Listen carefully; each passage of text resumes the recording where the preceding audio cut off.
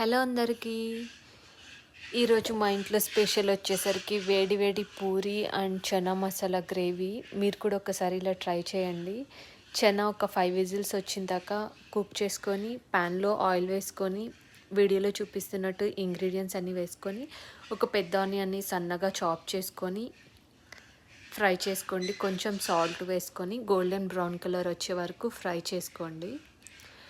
Golden brown colour వచ్చిన తర్వాత దాంట్లో కొంచెం ఒక table spoon ginger garlic paste వేసుకొని జింజర్ గార్లిక్ పేస్ట్ పచ్చివాసన పోయేంతక ఫ్రై చేసుకోండి. ఆ తర్వాత ఒక పెద్ద టొమాటో తీసుకొని టొమాటో ప్యూరీ గ్రైండ్ చేసుకొని దాంట్లో వేసుకొని టొమాటో మొత్తం ఫ్రై అయిన తర్వాత ఆయిల్ పైకి తేలే వరకు ఫ్రై చేసుకోండి. ఆ తర్వాత 1 టేబుల్ స్పూన్ కారం, 1 టేబుల్ స్పూన్ ధనియా పౌడర్, 1 టేబుల్ స్పూన్ జీరా పౌడర్, 2 టేబుల్ స్పూన్ సాల్ట్, కొంచెం పసుపు, కొంచెం గరం మసాలా పౌడర్ అన్నీ ప్యాన్లో వేసుకొని మంచిగా ఫ్రై చేసుకోండి.